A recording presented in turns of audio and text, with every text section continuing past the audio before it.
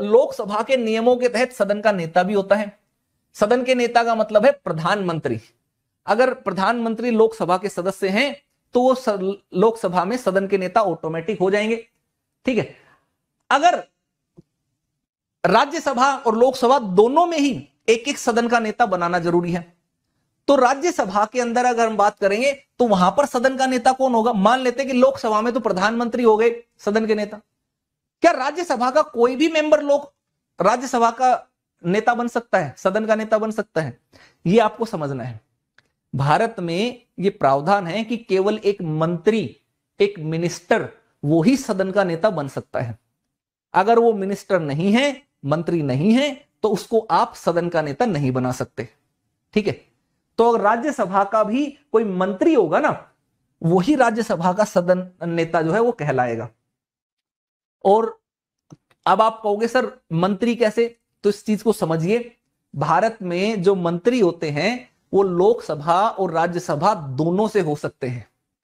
ठीक है, मंत्री कोई ऐसा व्यक्ति भी हो सकता है जो ना लोकसभा ना राज्यसभा किसी का भी सदस्य ना हो, फिर भी 6 महीने तक मंत्री पद पर रह सकता है। ठीक, तो दोनों सदनों से मंत्री हो सकते हैं। हां, यह बात है कि अगर राज्यसभा में सदन का नेता बनना है तो उस मंत्री को राज्यसभा का सदस्य होना जरूरी है। अगर कोई ऐसा व्यक्ति है जो अभी मंत्री तो है लेकिन ना लोकसभा का सदस्य ना राज्यसभा का सदस्य है, वो व्यक्ति सदन का नेता नहीं बनेगा। ठीक है जी, ये चीज ध्यान रख लेना। अब सदन के नेता के साथ आ जाते हैं, विपक्ष का नेता भी होता है। सदन का नेता तो बेसिकली रूलिंग पार्टी से हो गया, सत्ताधारी दल से हो गया। अब विपक्ष भी तो है, हमारा लोकतंत्र है। लोकतंत्र किस लिए? कि लोगों को बोलने की आजादी है, अभिव्यक्ति की आजादी है, कार्य करने की आजादी है। तो ऐसे में विपक्ष बहुत महत्वपूर्ण भूमिका निभाता है, सरकार की आलोचना करके, उसके गलत कामों को जनता के सामने उजागर करके, एक बेहतर वैकल्पिक नीति प्रस्तुत करके, सही गुणवत्तापरक तर्क वितर्क करके। हालांकि ये जितनी भी मैंने बात कही, ये बातें आदर्शवादी अधिक प्रतीत होती हैं। 1960-65 के समय तक ये चीजें लागू होती थी।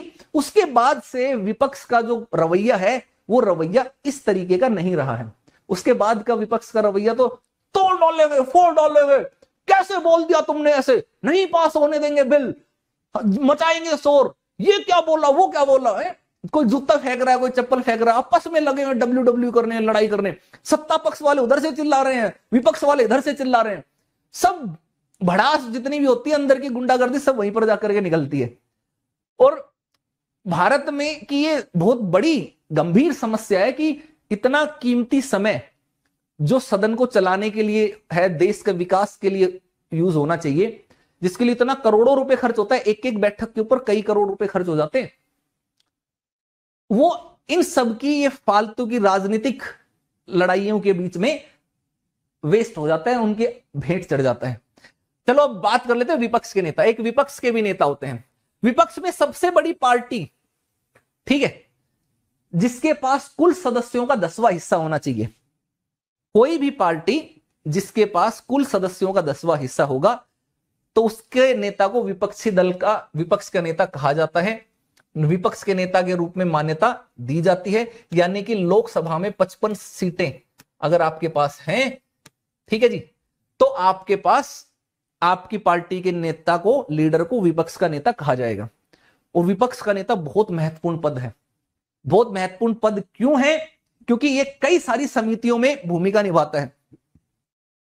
कई सारी नियुक्ति की समितियां हैं, उन नियुक्ति समितियों में आपको देखने को मिलेगा, आपने जैसे राष्ट्रीय मानवाधिकार आयोग का नाम सुना है?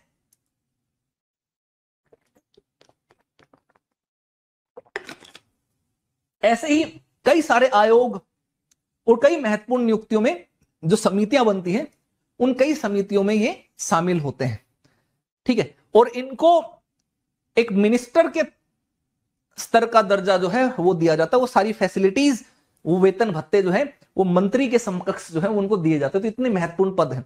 हालांकि ब्रिटेन में विपक्ष का नेता थोड़ा दमदार होता है, थोड़ा मजेदार किस्म का होता है।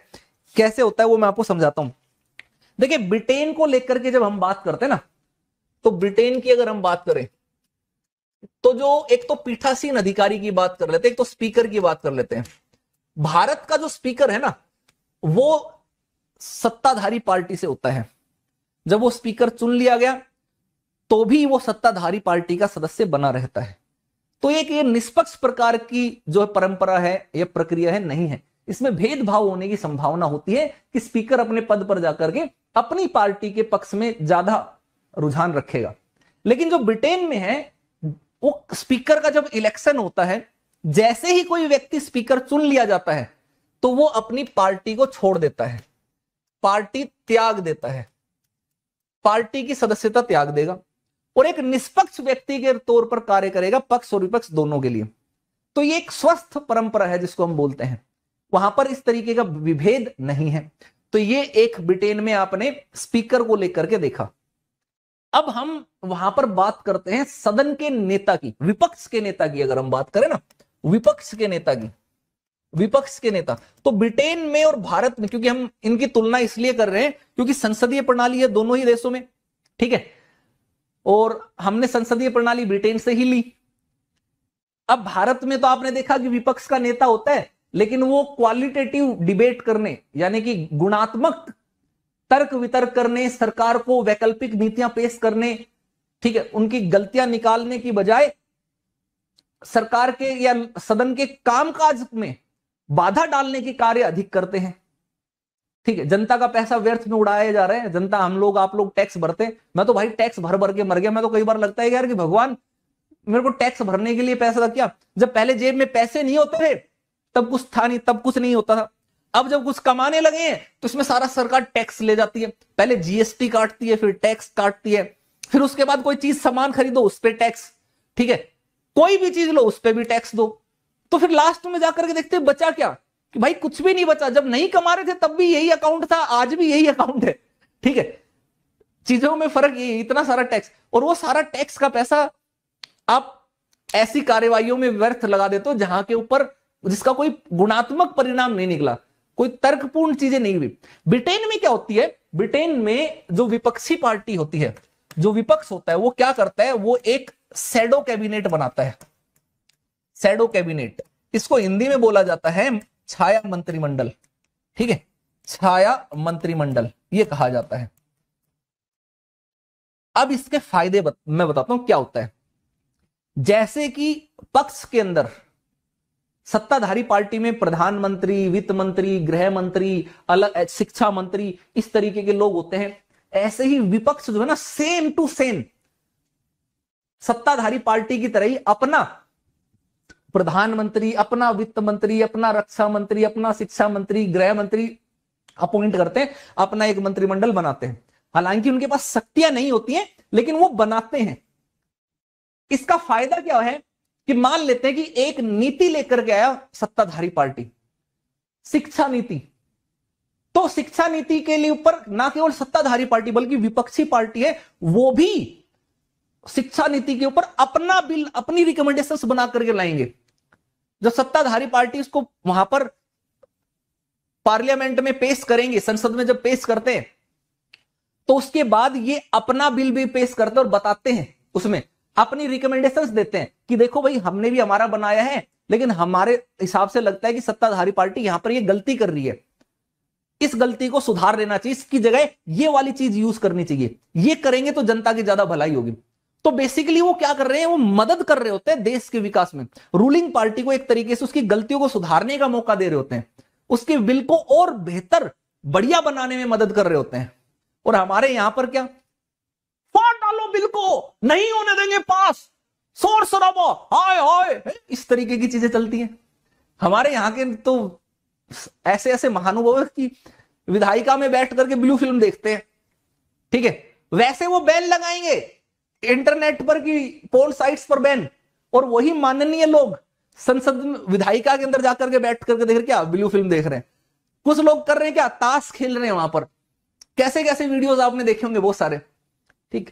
तो ये फर्क है, इसीलिए वहां पर देखोगे ना इतनी ज्यादा फैसिलिटीज, नागरिकों की सुविधाएं इतनी है ब्रिटेन के अंदर। तो ये शैडो कैबिनेट बनाते हैं, मदद कर दी। लेकिन इसका फायदा विपक्ष को क्या हुआ? अब आप कह सकते हो ना कि सरकार, सर सत्ताधारी पार्टी को तो फायदा हो गया, लेकिन विपक्ष को क्या फायदा हुआ? तो विपक्ष को फायदा ये हुआ मेरे दोस्त कि अगली बार, या अगली बार नहीं तो उससे अगली बार, कभी ना कभी तो इनकी पार्टी की भी तो सरकार बनेगी। और इनकी पार्टी की सरकार बनेगी तो ये जो लोग जिन्होंने शैडो कैबिनेट के तहत काम किया, चीजें की, तो इनको राजनीतिक प्रशिक्षण तो मिल गया, ट्रेनिंग मिल गई ना पहले ही। तो इनके विपक्ष के नेता को भावी प्रधानमंत्री कहा जाता है कि भविष्य में ये प्रधानमंत्री बन सकता है। बाकी जो कैबिनेट में तो वो भावी मंत्री कहलाते हैं, और उनको मंत्री और प्रधानमंत्री बनने से पहले ही सारी क्रियाविधि, सारे कामकाज का अच्छा अनुभव हो गया, ट्रेनिंग मिल गई। इसीलिए विपक्ष का एक सशक्त लीडर आपको हमेशा मिलेगा। भारत में मिलता है, भारत में विपक्ष का लीडर देख रहे हैं आप, पिछले 10 साल से गायब है। आप यूं कह दो कि विपक्ष में कोई एक व्यक्ति, अपोजिशन में कोई एक व्यक्ति ऐसा है जिसको सर्वमान्य रूप से सब कुछ पता हो, स्वीकृत हो, अनुभव हो, है ही नहीं, गायब है। कुछ भी नाम लो, गायब है सब लोग। फिलहाल विपक्ष ही खत्म हो रखा है। सोचिए, विपक्ष खत्म हो जाना लोकतंत्र के लिए एक बहुत चुनौतीपूर्ण चीज है, ये अच्छी चीज नहीं है, ठीक है, क्योंकि इससे क्या है कि एक ही पार्टी को अपनी मनमर्जी चलाने का अधिकार मिल जाता है। लेकिन इंडिया में क्या है कि इंडिया में दिक्कत है ना कि सब लोग अपनी अपनी पार्टी के बारे में ज्यादा सोचते हैं, लोगों के बारे में कोई सोचते ही नहीं, ठीक है। अब लोगों के बारे में सोचेंगे तब जाकर के चीजें होती हैं। तो भारत में तो विपक्ष है नहीं, हाल फिलहाल में तो एकदम बिल्कुल समाप्त है, और मेरे को नहीं लगता कि आने वाले 3-4-5 साल तक कोई भी विपक्ष में रहेंगे, क्योंकि वर्तमान सत्ताधारी पार्टी और हमारे प्रधानमंत्री वो इतने सशक्त हैं, इतने मजबूत है, और काम भी बहुत बेहतरीन कर रहे हैं, बढ़िया कर रहे हैं, ठीक है। तो उनके टक्कर का कोई नेता होना वर्तमान समय में फिलहाल तो कोई दिखाई नहीं दे रहा, प्रतीत हो नहीं रहा है।